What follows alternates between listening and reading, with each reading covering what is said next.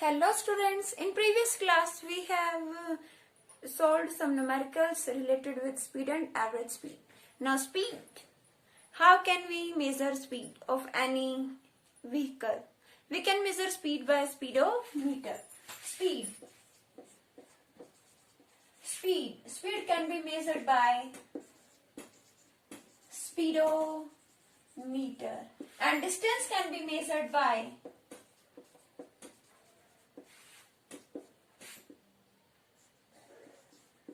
Odometer. कोई भी vehicle है, कोई भी गाड़ी है, उसकी हम स्पीड मेजर करने के लिए क्या यूज करेंगे? स्पीडोमीटर। और जो डिस्टेंस उसने कवर किया उसके लिए क्या यूज कर सकते हैं? ओडोमीटर। ओडोमीटर बताएगा डिस्टेंस और स्पीडोमीटर बताएगा स्पीड। ना student, what is time? Time क्या होता है? टाइम इज वेरी इंपॉर्टेंट, है ना। आप प्लेटफॉर्म पर टाइम पर नहीं पहुंचे, रेलवे स्टेशन टाइम पर नहीं पहुंचे, क्या होगा? ट्रेन हो जाएगी मिस। आप स्कूल लेट पहुंचते हो, स्कूल टाइमिंग के अकॉर्डिंग नहीं पहुंचते तो क्या होगा? स्कूल का गेट क्या होगा? क्लोज। आपको एंट्री मिलेगी? नहीं मिलेगी ना। तो टाइम क्या है? इंपॉर्टेंट। इसको समझना, जानना बहुत जरूरी है और इसको जानना कितना टाइम हो गया है ना, इसकी पूरी नॉलेज होना बहुत जरूरी है। टाइम क्या है? Time means period between two events. Event means घटना। टू इवेंट्स, किन्हीं भी दो घटनाओं के बीच का पीरियड। सपोज सनराइज हुआ और सनसेट हुआ, दो अलग अलग घटनाएं, दो अलग अलग इवेंट्स हैं। तो इस बीच जो पीरियड लगा, जो भी पल बीत गए वही क्या है? टाइम। जो भी समय बीत गया वो क्या है? टाइम। सनराइज हुआ, सनसेट हुआ, दो घटनाओं के बीच में जो भी समय बीतता गया, जो भी पीरियड सनराइज हुआ से लेकर सनसेट हुआ, वो सारा जो कैलकुलेशन है, जो टाइम बीत गया वही क्या है? टाइम। टाइम का मतलब होता है पीरियड बिटवीन टू इवेंट्स, दो घटनाओं के बीच का टाइम। सपोज आज क्या है? पूर्णिमा। तो नेक्स्ट पूर्णिमा कब आएगी? तो इवेंट जब रिपीट होगा, कोई घटना जब रिपीट होगी, यही देखते हैं ना रिपीटिशन कब हो रहा है किसी इवेंट का, किसी घटना का। ऐसे पुराने समय में किया करते थे कैलकुलेशन टाइम का। पहले वॉच नहीं होती थी, अब तो है, पहले नहीं होती थी। तो पहले क्या करते थे? इवेंट्स को देखते थे कि सनराइज हुआ, नेक्स्ट सनराइज कब होगा या सनसेट कब होगा, इस तरह से टाइम नोट करते थे। या सीजन्स को देख लेते थे माइंड में, उसके अकॉर्डिंग करते थे। पर क्या सभी जगह टाइम एक जैसा रहता है? क्या सभी जगह सनराइज एक टाइम पे होगा अर्थ पर? नहीं, पॉसिबल नहीं, क्योंकि अर्थ रिवॉल्व करती है, रोटेट करती है। तो सभी जगह एक ही टाइम में डे पॉसिबल है ही नहीं। तो ये तो रिलायबल थे ही नहीं, है ना। इवेंट्स को देखना, ठीक है, इवेंट्स है एक फिक्स टाइम पे रिपीट हो रहे हैं, पीरियोडिक है, वो फिक्स टाइम पे रिपीट हो रहे हैं, इस कंसेप्ट को माइंड में रख रहे हैं। लेकिन पर ये रिलायबल नहीं है, क्योंकि सभी कंट्रीज में तो ऐसे कैलकुलेट नहीं कर सकते ना, कहीं दिन होता है तो कहीं रात होती है। तो ये तो फेल हो गया। पहले ऐसे ही करते थे, इवेंट्स देख लेते थे कोई इवेंट कब रिपीट हो रहा है, फिर धीरे धीरे टाइम आया। फिर जो है रोमन्स ने तो दी सन क्लॉक, उन्होंने the sand clock, sun dial old time में यूज करते थे। पीरियोडिक फंक्शंस को माइंड में रख के बनाएंगे। Sundial, sand clock and water clock. ये सैंड क्लॉक किसने दी? रोमन्स ने दी थी। Sundial, sand clock, water clock. सन डायल में क्या होता है? सन डायल में क्या होता है? इस तरह से रीडिंग्स लिखी होती हैं, मार्किंग्स लिखी होती है, आर्स बताते हैं। मार्किंग्स क्या बताती है? आर्स। और यहाँ पर क्या होता है? एक स्टिक होती है, इस तरह से सेटिंग होती है उसकी। जब सन रेज इस पर फॉल होंगी तो ये ब्लॉक करेंगे रेज को, तो इनके बिहाइंड क्या बनेगी? शेडो। तो शेडो की पोजीशन, कभी सन यहाँ से गिर रहा है, कभी यहाँ से लाइट गिर रही है, कभी यहाँ से गिर रही है, तो शेडो की पोजीशन क्या होगी? शेडो की पोजीशन के बेस पर पता लगाया गया टाइम कैसे पता लगा लेते थे कि किस डायरेक्शन में शेडो बन रही है? इस डायरेक्शन में शेडो बन रही है तो ये टाइम होगा। तो कितना टाइम बीतता गया, कैसे टाइम का पता लगता था? शेडो की पोजीशन के बेसिस पर। और सैंड क्लॉक में क्या हुआ, सैंड क्लॉक में क्या होता है, ऐसे 2 बल्ब्स होते हैं, आपने देखा होगा सिंदबाद, अलिफ लैला, जो पुराने टाइप के सीरियल्स आते थे उनमें दिखाते थे सैंड क्लॉक को। ये सैंड क्लॉक है, ट्रांसपेरेंट होते हैं, इसमें बल्ब होते हैं, एक बल्ब में सैंड है और इसमें छोटा सा माइन्यूट होल है, इसमें से सैंड इसमें पास होगी, धीरे धीरे ये सैंड खाली होती जाएगी, इसमें आती जाएगी आती जाएगी, तो धीरे धीरे टाइम पास होता चला जाएगा, टाइम बीतता चला जाएगा, तो टाइम बीतता चला जाएगा ना, तो ऐसे ही पता लगेगा टाइम का, जैसे जैसे सैंड पास होगी। तो पासेज ऑफ टाइम का पता लगाया गया सैंड क्लॉक के थ्रू, जैसे जैसे सैंड जो एक बल्ब से दूसरे बल्ब में शिफ्ट हो गई तो टाइम इस हिसाब से बीतता चला गया। आप कोई पहले क्या करते थे, चलो सपोज कोई कंपटीशन है, कब तक, जब तक कि यहाँ से सैंड यहाँ ट्रांसफर ना हो जाए, इस तरह से भी नहीं यूज किया जाता था। वाटर क्लॉक में क्या होता है, वाटर को यूज किया जाता है, कोई इस टाइप से जो है वेसिल है, एक वेसिल और नीचे क्या कंटेनर है,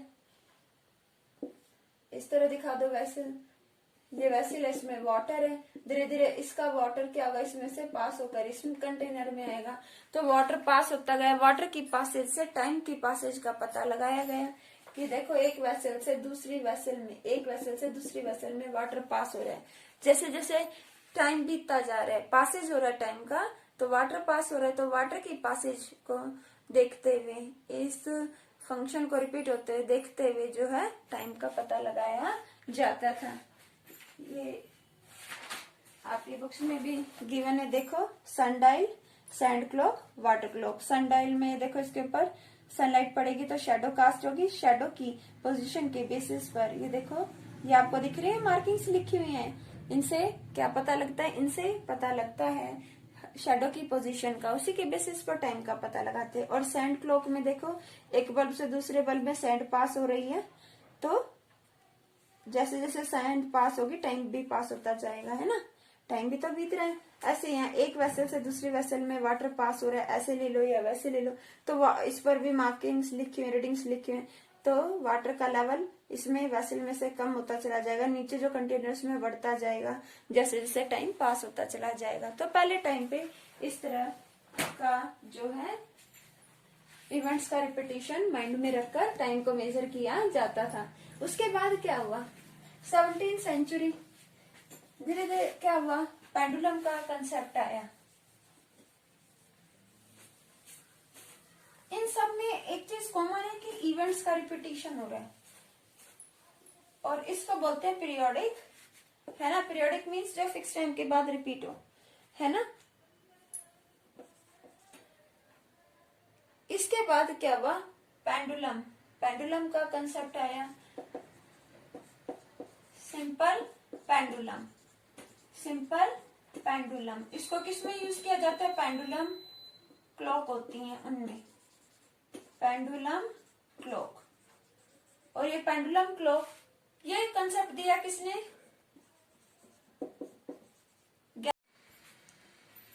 तो सिंपल पेंडुलम का कंसेप्ट किसने दिया, गैलीलियो ने दिया ये concept.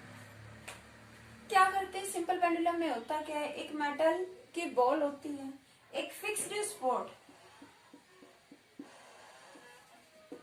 Fixed spot, spot means जो सहारा दे, फिक्स्ड जो ना हिले, फिक्स्ड स्पॉट, एक मेटल की बॉल ली, उसको थ्रेड से टाई कर दिया, इसमें हुक होता है, उसमें थ्रेड को बांध दिया, टाई कर दिया, और एक थ्रेड से टाई करने के बाद एक फिक्स्ड स्पॉट में उसको टाई कर दिया, लटका दिया, हैंग कर दिया।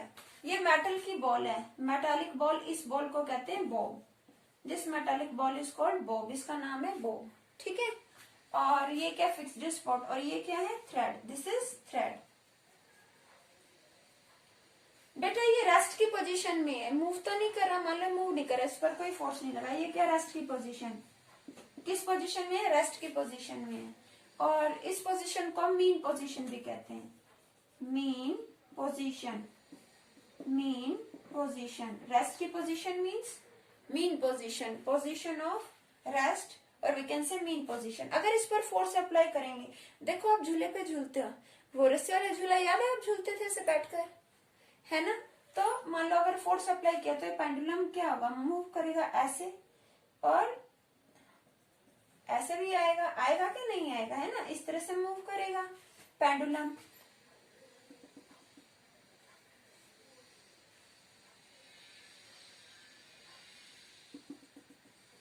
इस तरह से। तो बेटा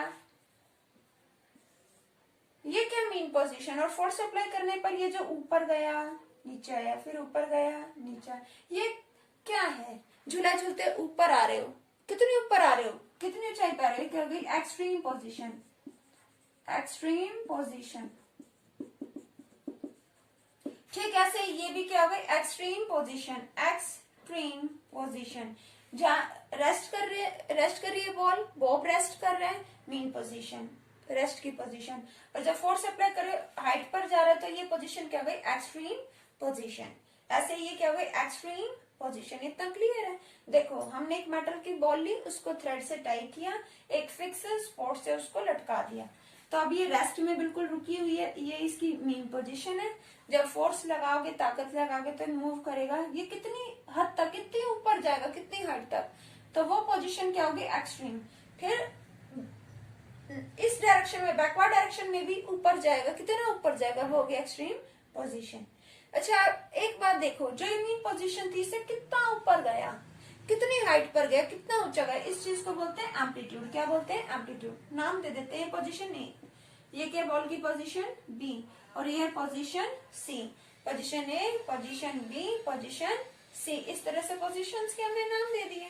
तो ये बीसी क्या है? एम्पलीट्यूड। ये पोजीशन बीसी क्या है? एम्पलीट्यूड। एम्पलीट्यूड का मतलब है कितनी हाइट तक ये बॉल गई। ऐसे ये एम्पलीट्यूड है तो क्या ये नहीं है? ये भी एम्पलीट्यूड है। ये भी क्या है? एम्पलीट्यूड। एम्पलीट्यूड ऑफ ऑसिलेशन भी बोलते हैं इसको, एम्पलीट्यूड ऑफ एन ऑसिलेशन। अभी बताते हैं ऑसिलेशन क्या होता है। एम्पलीट्यूड ऑफ एन ऑसिलेशन, किसी भी ऑसिलेशन का एम्पलीट्यूड, ये एम्पलीट्यूड है। एम्पलीट्यूड क्या? बीसी या फिर एबी।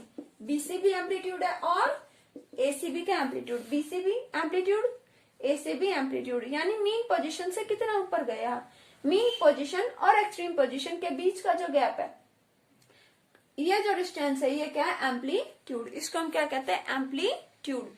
मीन पोजीशन से एक्सट्रीम पोजीशन तक, चाहे इस साइड ले लो या इस साइड ले लो, तो ये क्या हो गया? एम्पलीट्यूड। ये भी एम्पलीट्यूड है और ये भी एम्पलीट्यूड, ये भी एम्पलीट्यूड और ये भी क्या है? एम्पलीट्यूड। क्लियर है? एम्पलीट्यूड। अब ये ऑसिलेशन क्या है? ये जो टू और फ्रो मूवमेंट होती है बॉल की, इसको हम कहते हैं ऑसिलेटरी मोशन या ऑसिलेशन। ऑसिलेशन या ऑसिलेटरी मोशन। क्या होता है ऑसिलेशन या ऑसिलेटरी मोशन? ये वो मोशन है जिसमें बॉडी टू और फ्रो या कहीं बैक और फोर्थ, आगे पीछे मूव कर रही है एक ही पोजीशन के अबाउट, तो उस मोशन को कहते हैं ऑसिलेटरी मोशन। झूला झूलते ये पोजीशन, धक्का मिला, आगे बढ़ गए, बैक फॉरवर्ड, ऐसे है ना, टू फ्रो या कहीं बैक फोर्थ, आगे पीछे, ये जो मूवमेंट है आगे पीछे, ये क्या? Oscillatory motion. झूला झूलते ऐसे करते हो ना, आगे पीछे टू और फ्रो, तो ये क्या हो गया? कैसा मोशन है? Oscillatory motion. To and fro, कुछ बच्चे TOO लिखते हो, गलत हो गया। टू एंड फ्रो, आगे और पीछे, to and fro movement of a body about its mean position, about its mean position। Oscillatory motion क्या? टू और फ्रो मूवमेंट जो होता है बॉडी का मीन पोजीशन के अबाउट, ये मीन पोजीशन है। मीन पोजीशन के अबाउट ये आगे पीछे जो मूवमेंट हो रहा है, ये क्या? Oscillatory motion. To and fro movement of body about its mean position is called oscillatory motion. Clear आपको? ऑसिलेटरी मोशन मीन्स जो टू और फ्रो मूवमेंट होता है बॉडी का मीन पोजीशन के about, that is said to be oscillatory motion. और amplitude क्या है? Amplitude means maximum distance travelled by body from mean position. Mean position से कितना ज्यादा डिस्टेंस कवर किया, मीन पोजीशन से कितना ऊपर उठ गई बॉडी, कोई बॉल, वही क्या है उसका? एम्पलीट्यूड। एम्पलीट्यूड यानी कितनी ऊंचाई तक गया, रेस्ट की पोजीशन से कितना ऊपर गया, यहाँ से इतना ऊपर गया, अगर यहाँ तक जाता है तो ये हो जाता है एम्पलीट्यूड, यहाँ तक जाता तो हो जाता है एम्पलीट्यूड, यहाँ तक जाता तो हो जाता है एम्पलीट्यूड। ये मीन पोजीशन है, यहाँ से इतना गया तो ये एम्पलीट्यूड। ये मीन पोजीशन है, इतना गया ये एम्पलीट्यूड, ठीक है। ये मीन पोजीशन है, इतना गया तो ये हो गया एम्पलीट्यूड। क्लियर है? ये क्या हो गया? एम्पलीट्यूड मीन्स मीन पोजीशन से एक्सट्रीम पोजीशन तक का डिस्टेंस। मीन पोजीशन से एक्सट्रीम पोजीशन तक का डिस्टेंस क्या होता है? Amplitude of oscillation. ओके बेटा, ये हो गया एम्पलीट्यूड ऑफ ऑसिलेशन और ये ऑसिलेटरी मोशन। और पेंडुलम का कंसेप्ट किसने दिया? गैलीलियो में। और पेंडुलम क्लॉक जो होती है उसमें भी क्या होता है?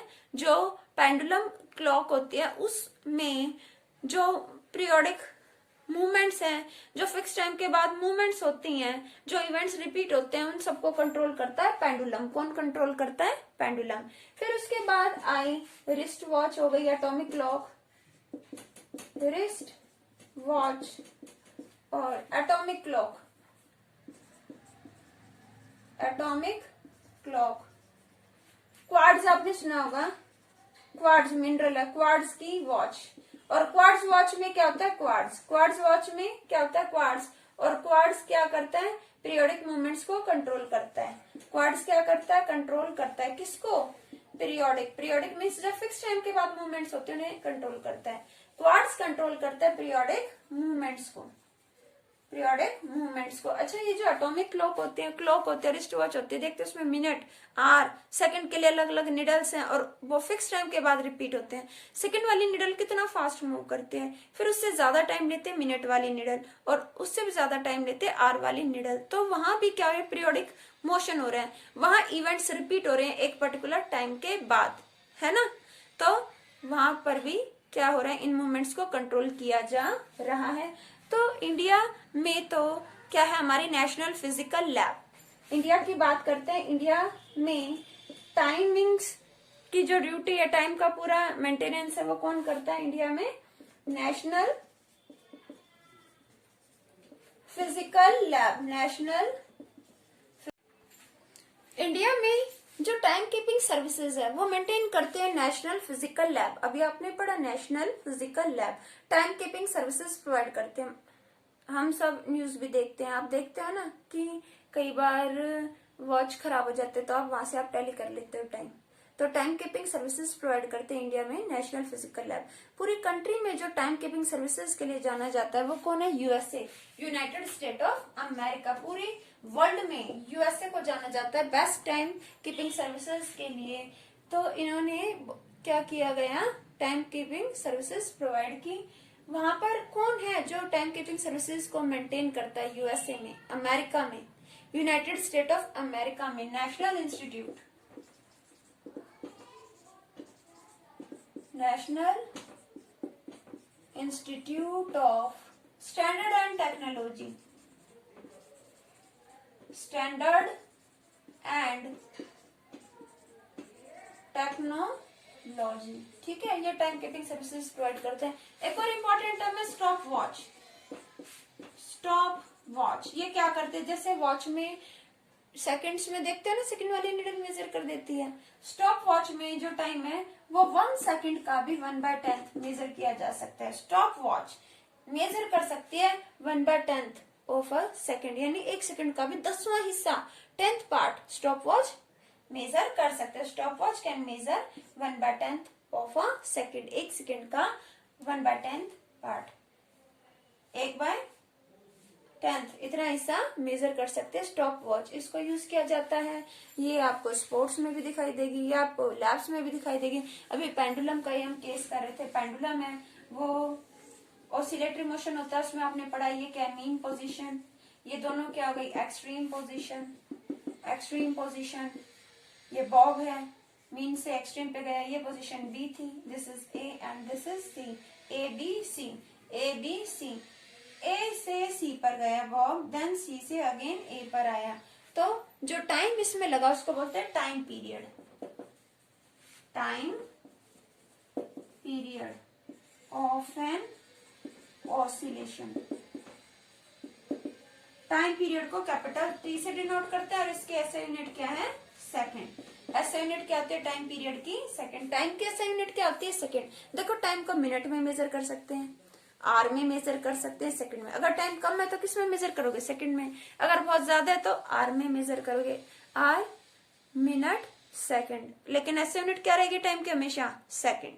तो टाइम की सेकंड है, टाइम पीरियड भी तो टाइम ही है, टाइम पीरियड की ऐसे यूनिट भी क्या होती है, सेकंड।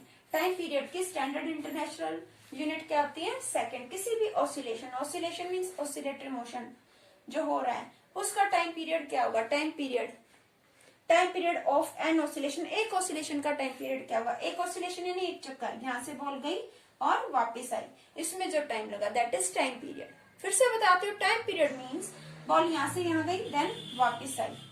टाइम पीरियड का मतलब है एक ऑसिलेशन में जो टाइम लगा वो क्या, time period. Time taken by one oscillation, time period means time taken by one oscillation, time taken by one oscillation. एक ऑसिलेशन को जो टाइम लगेगा पूरा होने में वो क्या होगा, टाइम पीरियड। ए से C then again C to A to C and C to A से सी पर जाना और सी से बैक वापस ए पर आने में जो टाइम लगेगा वो क्या होगा, टाइम पीरियड। वो क्या होगा, time period. Time period means एक ऑसिलेशन में जो टाइम लगेगा वो क्या होगा, टाइम पीरियड। इसकी ऐसे यूनिट सेकंड है, इसको हम स्टॉप वॉच से मेजर कर सकते हैं। और जब आप स्टॉप वॉच से टाइम पीरियड को मेजर करोगे तो आप पाओगे कि हर बार जो है टाइम पीरियड सेम ही मिलेगा। क्यों, क्योंकि जो टाइम पीरियड है वो डिपेंड करता है इसकी लेंथ पर। स्ट्रिंग, ये क्या है, धागा है, स्ट्रिंग है, और धागे की जो लंबाई, स्ट्रिंग की जो लेंथ है, स्ट्रिंग की लेंथ पर डिपेंड करता है टाइम पीरियड। जब हम स्ट्रिंग को चेंज नहीं कर रहे, स्ट्रिंग सेम लेंथ है, इसकी सेम लेंथ है, सेम हाइट पर इसको फिक्स किया हुआ है, तो टाइम पीरियड कैसे होगा, चेंज है। आप 10 टाइम्स निकालो, 15 टाइम्स निकालो, 5 टाइम्स निकालो टाइम पीरियड, फिर आप उनका एवरेज निकालना, ओवरऑल आप पाओगे टाइम पीरियड सेम ही रहेगा। तो टाइम पीरियड डिपेंड करता है इस लेंथ पर, और यहाँ लेंथ सेम ही है ना, फिर चाहे आप कितने ऑसिलेशंस ले लो आप पाओगे कि उनका एवरेज क्या होगा, सेम ही टाइम पीरियड आपको देगा। समझ में आती है बात। चाहे आप 10 ऑसिलेशंस का निकालो, 10 ऑसिलेशंस मान लो होते 1, देखो 1 2 3, समझ आ रहा है, 4 5, वहां से आया वहीं गया, 6 7 8 9 10, नोट कर लिया, स्टॉप वॉच में टाइम देख लिया। जब स्टार्ट किया था तो कट स्टार्ट कर दिया, और जब 10th हो गया पूरा कट स्टॉप कर दिया, उस टाइम को नोट कर लिया। 10 ऑसिलेशंस में इतना लगा टाइम, तो एक ऑसिलेशन में क्या लगेगा, उसको 10 से डिवाइड कर दो, आ गया। तो एक ऑसिलेशन में इतना टाइम लगा। अब चाहे आप 15 कर लो, 5 कर लो, आपका टाइम पीरियड सेम ही आएगा, क्योंकि लेंथ क्या है, सेम। हाँ, अगर इस लेंथ को चेंज कर दो, स्ट्रिंग छोटी ले लो या बड़ी ले लो, ठीक है, तो लेंथ चेंज होगी तो टाइम पीरियड भी चेंज हो जाएगा। Sir time period depends on length of the string. Time period किस पर डिपेंड करता है, time period, capital T means time period. Time period किस पर डिपेंड करता है, यह डिपेंड करता है लेंथ पर। किस पर डिपेंड करता है, लेंथ पर। इसको ऐसे बता देते हैं, time period depends on length. किसकी length, length of the string. String की लेंथ पर टाइम पीरियड डिपेंड करता है। Okay, then next, graph. क्या होता है graph? Graph means pictorial representation of information. Information को, डाटा को, फैक्ट्स को रिप्रेजेंट करने के लिए ग्राफ यूज किया जाता है। और ग्राफ की टाइप्स क्या क्या है, you have studied in maths, I know. Bar graph, bar graph, bar graph, pie chart and line graph. Line graph, bar graph में क्या होता है, इस तरह से ये ओरिजिन होता है, ये एक्स एक्सिस है, ये वाई एक्सिस है, ये हॉरिजॉन्टल है, वाई एक्सिस वर्टिकल है, इस तरह से दिखा देते हैं। यहाँ भी डाटा होता है, यहाँ भी डाटा होता है।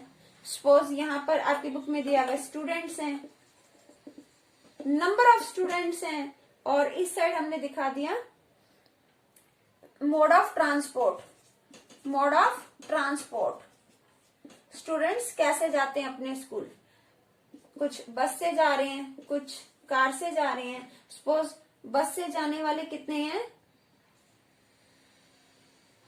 500 और कार से जाने वाले कितने हैं 100।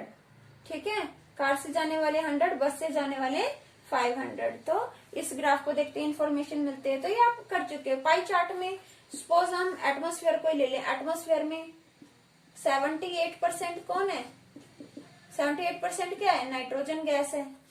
अब बात करते हैं ऑक्सीजन कितनी है 21%, कार्बन डाइऑक्साइड कितनी है 0.03%, बाकी 1% में क्या आ गई अदर गैसेस। पाई चार्ट में करते हो ना, 78% नाइट्रोजन गैस, 21% ऑक्सीजन गैस, 0.03% यहाँ लिख देते 0.03% क्या होते हैं कार्बन डाइऑक्साइड गैस, और इस 1% में आ गई बाकी गैसेस और डस्ट पार्टिकल्स भी इसमें आ गई। ये पाई चार्ट होता है, ये भी मैथ्स में करते हो। लाइन ग्राफ, ये स्पेशली आप साइंस में करते हो, आप देखोगे लाइन ग्राफ में क्या होता है, इसमें भी हॉरिजॉन्टल एक्सिस, वर्टिकल एक्सिस, ये एक्स एक्सिस, ये दूसरी और वाई एक्सिस। ठीक है, या इंफॉर्मेशन को प्लॉट कर देते हैं पॉइंट्स की फॉर्म में, फिर उन पॉइंट्स को ज्वाइन कर देते हैं। जैसे स्टूडेंट्स मान लो डिस्टेंस, कोई ऑटोमोबाइल है, वो क्या कर रहा है डिस्टेंस कवर कर रहा है, और वो किसी पर्टिकुलर टाइम में डिस्टेंस को कवर कर रहा है। यहाँ टाइम बढ़ता जाएगा और इस डायरेक्शन में डिस्टेंस बढ़ेगा। सपोज 1 सेकेंड टाइम दे दिया सेकंड में, और डिस्टेंस दे दिया मीटर में, 1 सेकेंड में, 2 सेकेंड में, 3 सेकेंड में। क्लियर है? ऐसे ही यहाँ पर डिस्टेंस 1 मीटर, मीटर लिख दिया, 2 मीटर, 3 मीटर, 1 2 3। ये देखो बेटा, सपोज यहाँ पॉइंट है, ये पॉइंट क्या इंफॉर्मेशन दे रहे हैं, ये इस पॉइंट से आपको पता लग रहा है कि हाँ पोजीशन का पता लग रहा है, इस एक्सिस का भी और इस एक्सिस का भी, कि कोई व्हीकल है उसने 1 सेकेंड में 1 मीटर डिस्टेंस कवर किया। आगे यहाँ डॉट है, ये क्या बता रहा है, पॉइंट आपको 2 सेकेंड कैलकुलेट करो, इस एक्सिस के अलोंग भी, इसके अलोंग भी, इसके अलोंग भी, इसके अलोंग भी, दोनों डायरेक्शंस में पढ़ो। 2 सेकेंड में 2 मीटर डिस्टेंस। नेक्स्ट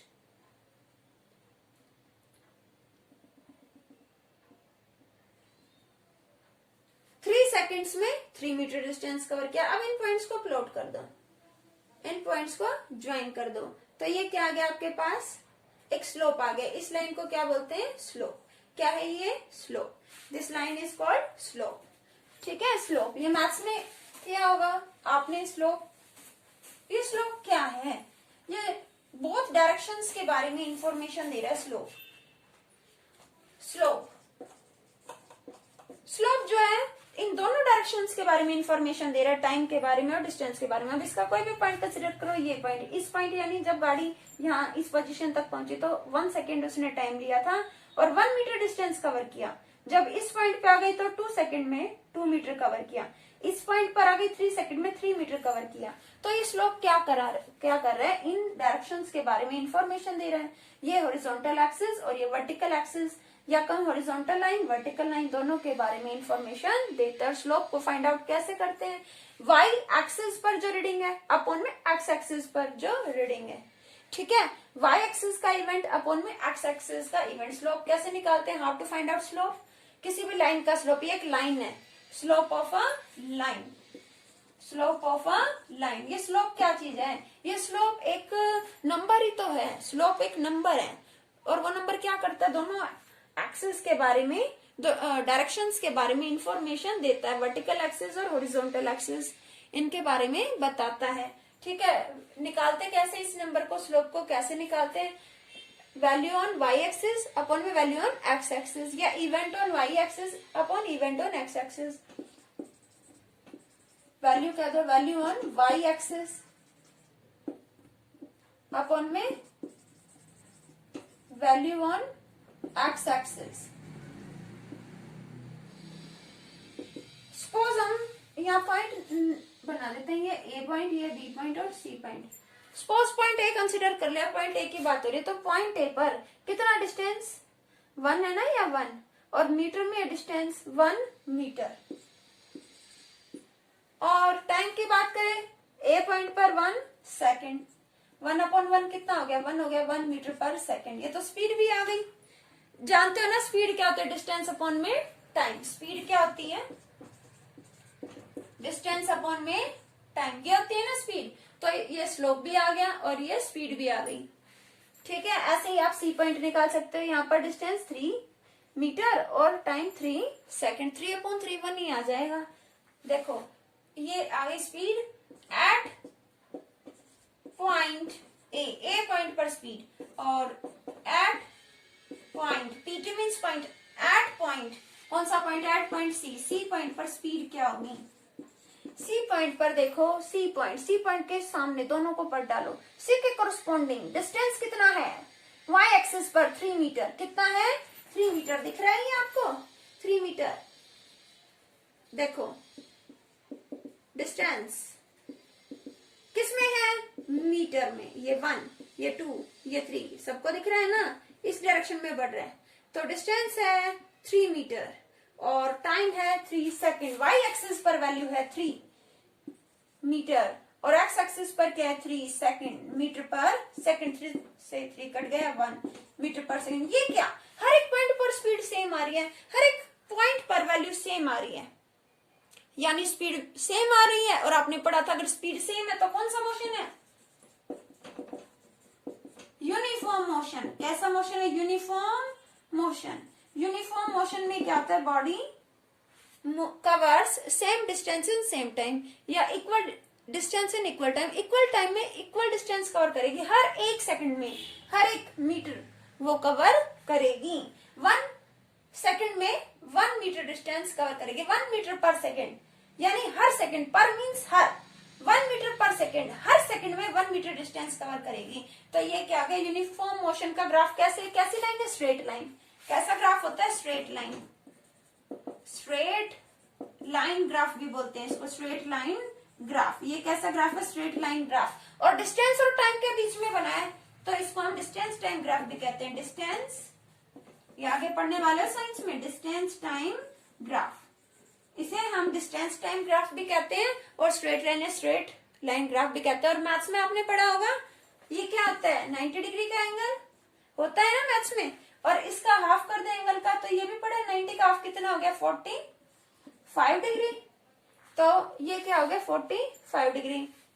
ये इसका हाफ हो गया, ये स्लोप जस्ट बिल्कुल। ये क्या है, ये स्लोप क्या बता रहे हैं, ये दोनों डायरेक्शंस के बारे में बता रहे हैं। कैसे निकाल सकते हैं स्लोप के किसी भी पॉइंट की value, value on Y axis upon में वैल्यू ऑन एक्स एक्सिस। ये स्लोप क्या बताता है, ये वर्टिकल और हॉरिजॉन्टल पॉइंट्स, ठीक है, इनके बीच का रिलेशन ये बताता है। ओके बेटा, इस तरह के और भी डिफरेंट टाइप के ग्राफ हो सकते हैं। ये था यूनिफॉर्म मोशन, जब बॉडी सेम टाइम में सेम डिस्टेंस कवर कर रही है।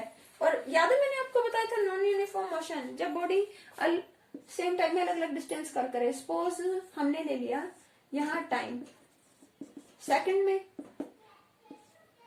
ये वाई एक्सिस और ये एक्स एक्सिस, यहाँ हमने क्या लिया, डिस्टेंस 1 2 3 मीटर। ओके, तो देखो टाइम 1 सेकेंड 2 सेकेंड 3 सेकेंड, ठीक है। सपोज 1 सेकेंड में कवर कर लेती है गाड़ी ऐसे, और नेक्स्ट में इतना आगे और बढ़ा दो 4,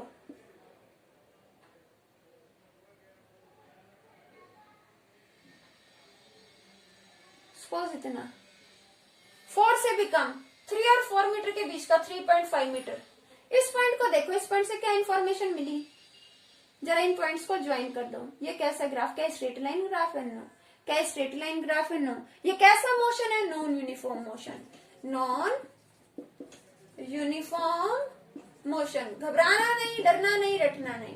नॉन यूनिफॉर्म मोशन का मतलब है जब बॉडी इक्वल टाइम में अनइक्वल डिस्टेंस कवर करे। अब देख लो, अगर मैं 1 सेकंड की बात करती हूँ, ठीक है, हर 1 सेकंड की बात करते हैं। 1 सेकंड में यहाँ कवर कितना किया, पढ़ो जरा इसके कोरस्पॉन्डिंग। 1 सेकंड में 1 2 3 4, 1 सेकंड में कितना कवर किया? 2 मीटर। नेक्स्ट आगे देख लो, अगले 1 सेकंड में कितना कवर किया? 2 से 3, बस 1 मीटर कवर किया। पहले तो 2 मीटर कवर कर लिया, अब की बार 1 मीटर कवर किया। नेक्स्ट देखो, अब कितना किया?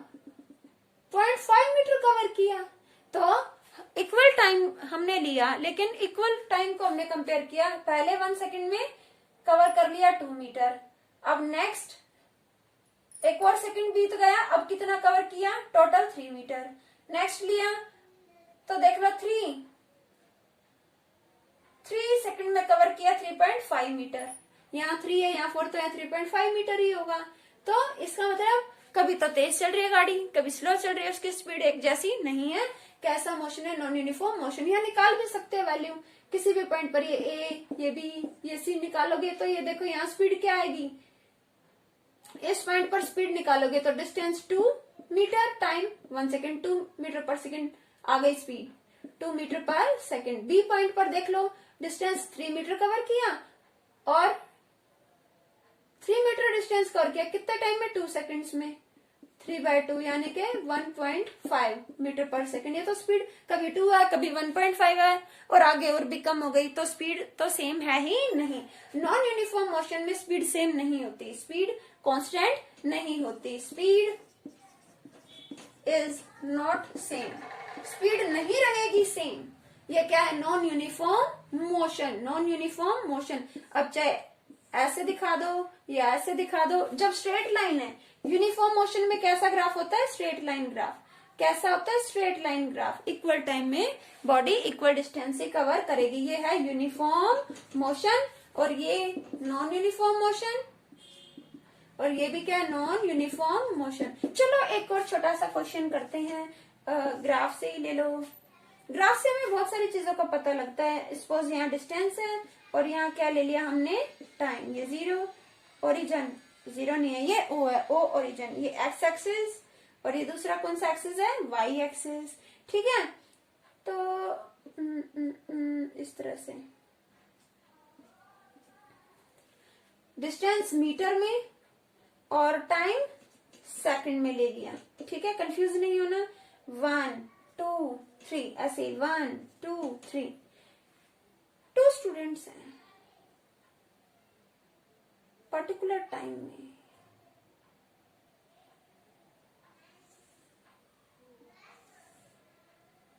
अब ये देखो, इस ग्राफ को देख के क्या पता लगता है कि इसकी स्पीड ज्यादा है। ये है ए, ये है बी, कुछ भी नाम दे सकते हो। तो टाइम देखो ना, ये दोनों, इन दोनों ने कितना टाइम लिया ट्रेवल करने में? 3 सेकेंड्स। दोनों कितना चले? ए और बी 3 सेकेंड्स, यानी चले तो 3 सेकेंड्स, लेकिन डिस्टेंस किसने ज्यादा कवर किया? जिसने सेम टाइम में, या कहीं जिसने कम टाइम में ज्यादा डिस्टेंस कवर कर लिया, उसकी स्पीड ज्यादा ही आएगी ऑब्वियसली। यहाँ तो निकालने की भी नीड नहीं है, वैसे ही दिख रहा है। देखो टाइम दोनों ने कितना लिया, प्लॉट करो जरा, कोरस्पॉन्डिंग पॉइंट देखो 3 सेकेंड। और डिस्टेंस बी ने कितना कवर किया? 2 मीटर। और ए ने कितना कवर किया? ए तो काफी ज्यादा दिखा रहे हैं, ये है नियर अबाउट 3.5 मीटर। 3.5 मीटर कुछ डिस्टेंस कवर किया। बी ने किया 2 मीटर, बी कवर करता है 2 मीटर डिस्टेंस, और ए कवर करता है 3.5 मीटर डिस्टेंस। और टाइम दोनों का सेम, इसने टाइम लिया 3 सेकंड और उसने भी 3 सेकंड लिया। तो ये देख लो स्पीड किसकी ज्यादा? ऊपर वाले की ज्यादा है, नीचे वाले की स्पीड क्या है? कम। सीधा ही दिख रहा है। इसकी लाइन ऊपर है, इसका स्लोप ऊपर है। स्लोप क्या? ऊपर है। ठीक है, दोनों ने इक्वल टाइम ट्रेवल किया, लेकिन डिस्टेंस किसका ज्यादा है? देखो इसका ग्राफ ऊपर है, स्लोप ऊपर है, इसने ज्यादा डिस्टेंस कवर किया, तभी तो ऊपर तक उठा। जितना ज्यादा स्लोप ऊपर उठेगा उतना डिस्टेंस बढ़ेगा।